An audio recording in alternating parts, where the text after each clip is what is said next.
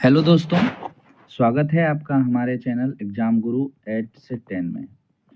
आज हम फिजिक्स के 20 महत्वपूर्ण ऑब्जेक्टिव क्वेश्चन को डिस्कस करेंगे जो बार बार परीक्षा में पूछे जाते हैं और अंतिम में आप अपना स्कोर कमेंट के माध्यम से ज़रूर बताइएगा कि आपने कितना सही किया।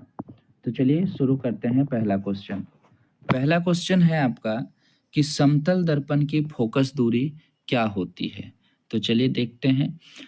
याद रखिएगा एक बात कि समतल दर्पण की फोकस दूरी जब भी क्वेश्चन आए तो आपको लगाना है अनंत हमेशा, यानी समतल दर्पण की फोकस दूरी क्या होती है, अनंत होती है।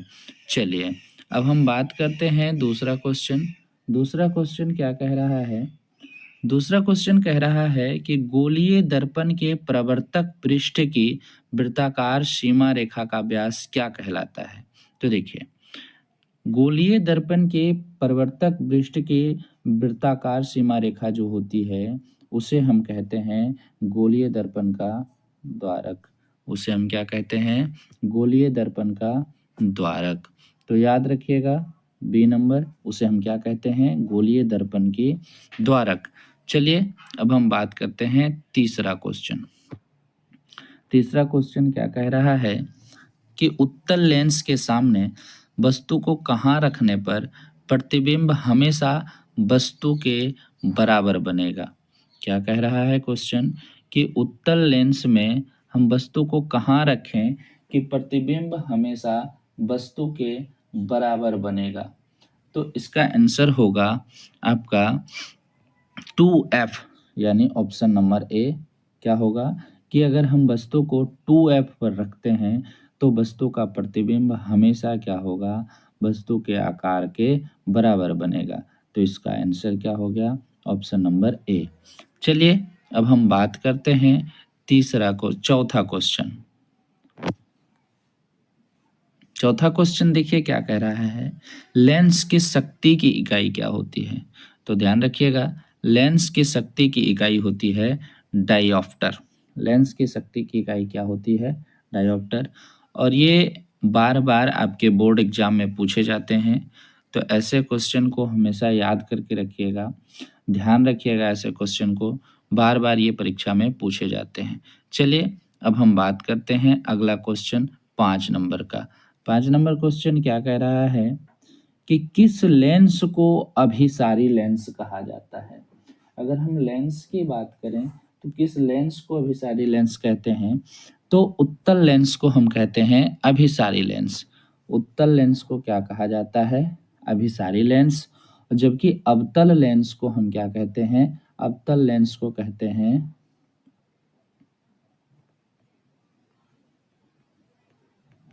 अवतल लेंस को कहते हैं अपसारी।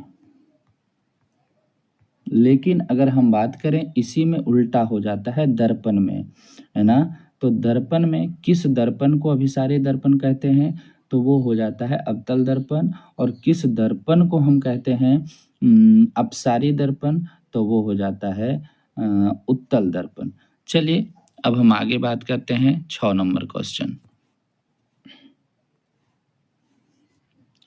6 नंबर क्वेश्चन देखिए क्या कह रहा है कि उत्तल दर्पण का प्रयोग कहाँ होता है।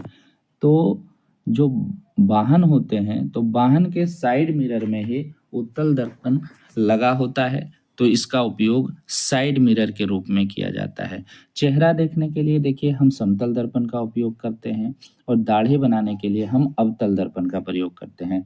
तो इसका ऑप्शन क्या हो जाएगा? ऑप्शन ए, यानी ऑप्शन ए। चलिए अब हम आगे बात करते हैं 7 नंबर क्वेश्चन। 7 नंबर क्वेश्चन देखिए क्या कह रहा है कि उत्तल लेंस में किसी वस्तु का आभासी एवं आवर्धित प्रतिबिंब बनाने हेतु वस्तु की स्थिति कहाँ होनी चाहिए। क्या है क्वेश्चन? फिर से कंफर्म कीजिए कि उत्तल लेंस में वस्तु का आभासी एवं आवर्धित प्रतिबिंब बनाने हेतु वस्तु की स्थिति कहाँ होनी चाहिए। तो ये होगा आपका आंसर डी, जो कि F1 तथा प्रकाशीय केंद्र यानी O के बीच। तो इसका आंसर क्या होने वाला है? Option number D. चलिए अब हम आगे बात करें 8 नंबर क्वेश्चन देखिए, इसमें पूछ रहा है दर्पण सूत्र क्या है। तो दर्पण सूत्र आप लोग को मालूम होगा। दर्पण सूत्र होता है 1 बटा दर्पण सूत्र होता है 1 बटा भी प्लस 1 बटा यू बराबर 1 बटा एफ। 1 बटा भी प्लस 1 बटा यू बराबर 1 बटा एफ।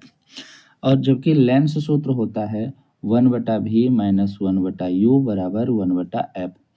तो चलिए अब हम आगे बात करते हैं 9वां क्वेश्चन। 9 नंबर का क्वेश्चन देखिए क्या कह रहा है।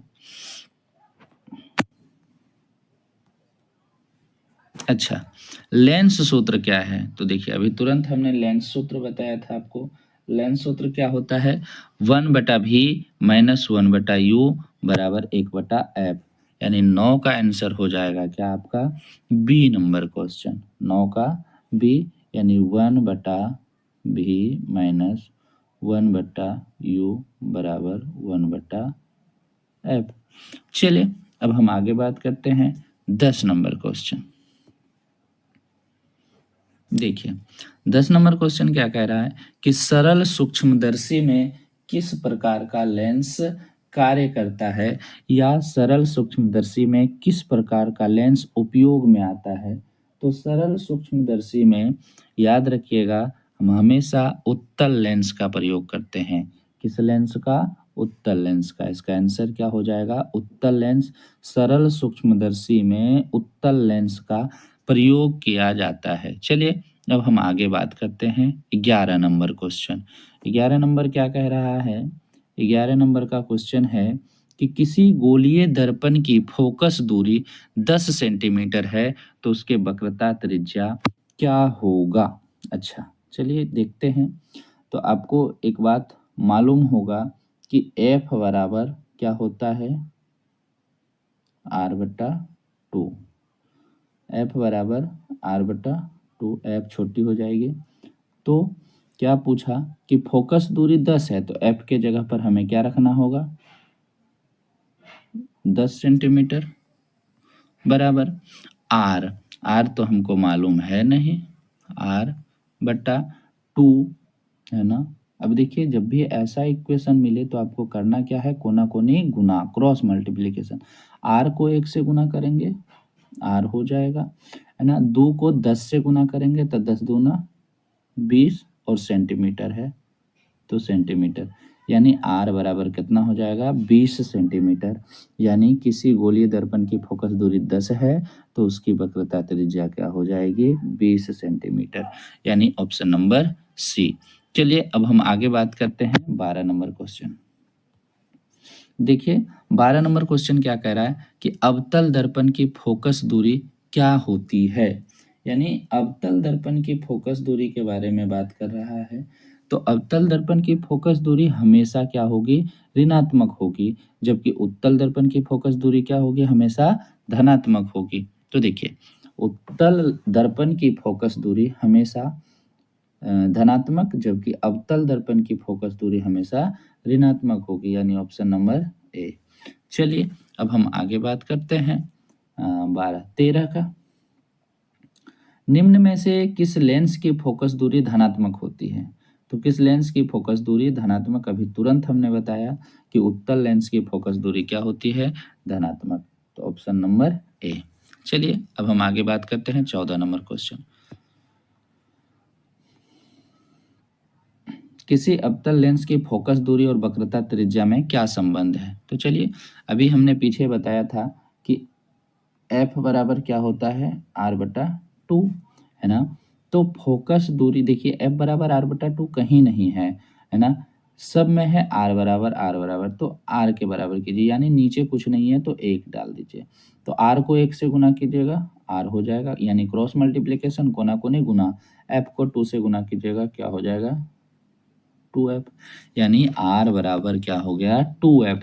तो r बराबर 2f देखिए कहाँ है ऑप्शन नंबर बी में यानी 14 का बी। चलिए आगे बात करते हैं 15 नंबर। 15 नंबर क्वेश्चन क्या कह रहा है कि अवतल दर्पण के सामने वस्तु को कहाँ रखा जाए ताकि प्रतिबिंब उल्टा वास्तविक और समान आकार का बने। यानी अवतल दर्पण के सामने वस्तु को कहाँ रखा जाए कि प्रतिबिंब उल्टा बने, वास्तविक बने और समान आकार का बने। तो याद रखिएगा कि अवतल दर्पण में वस्तु को वक्रता केंद्र पर रखते हैं। कहाँ? वक्रता केंद्र पर रखते हैं तो यह प्रतिबिंब वास्तविक, उल्टा और समान आकार का बनाता है। चलिए अब हम आगे बात करते हैं। आगे क्या है? 16 नंबर क्वेश्चन कि उत्तल दर्पण में कैसा प्रतिबिंब बनता है। क्या है क्वेश्चन कि उत्तल दर्पण में कैसा प्रतिबिंब बनता है। तो याद रखिएगा उत्तल दर्पण में हमेशा आभासी प्रतिबिंब बनता है। कैसा? उत्तल दर्पण में हमेशा आभासी प्रतिबिंब बनता है, यानी ऑप्शन नंबर सी। चलिए अब हम आगे बात करते हैं 17 नंबर क्वेश्चन। 17 नंबर क्वेश्चन क्या है कि अवतल दर्पण की प्रतिबिंब किस प्रकार की बनती है। यानी अवतल दर्पण में जो प्रतिबिंब बनता है वो किस प्रकार की बनती है। तो याद रखिएगा वास्तविक और काल्पनिक, यानी दोनों तरह के प्रतिबिंब बनते हैं अवतल दर्पण में। देखिए काल्पनिक के जगह पर कहीं कहीं आभासी भी रहता है, तो आभासी भी रहे तो याद रखिएगा काल्पनिक और आभासी दोनों एक ही चीज है। तो अवतल दर्पण में प्रतिबिंब किस प्रकार की बनती है? वास्तविक और आभासी दोनों तरह की। चलिए अब हम बात करते हैं 18 नंबर क्वेश्चन। 18 नंबर क्वेश्चन क्या कह रहा है कि अवतल दर्पण के सामने वस्तु को कहाँ रखें कि प्रतिबिंब समान साइज का बनेगा। किसी अवतल दर्पण में वस्तु को कहाँ रखें कि प्रतिबिंब समान साइज का बनेगा। तो इसमें भी सेम चीज है। कहाँ? वक्रता केंद्र पर। कहाँ रखेंगे हम? वक्रता केंद्र पर। चलिए आगे बात करते हैं 19 नंबर कि एक अवतल दर्पण की वक्रता त्रिज्या 40 सेंटीमीटर है तो इसकी फोकस दूरी क्या होगी, है ना। तो देखिए अवतल दर्पण की फोकस दूरी क्या होगी, तो हम क्या कहते हैं F बराबर R/2, है ना। तो क्या बोला F बराबर R/2। F हमको मालूम है नहीं, F हमें निकालना है ना। तो F बराबर R कितना है 40/2। 2 से काटिए कितना बार में कटेगा 20 बार में। और कितना सेंटीमीटर था 40 सेंटीमीटर। तो F बराबर कितना हो जाएगा 20 सेंटीमीटर। और कि जब किसी प्रिज्म से प्रकाश की किरण का अपवर्तन होता है तो आपतित किरण और निर्गत किरण के बीच का कोण क्या कहलाता है। तो ये होता है विचलन कोण। इसका आंसर क्या हो जाएगा विचलन कोण, ऑप्शन नंबर ए। चलिए यहीं तक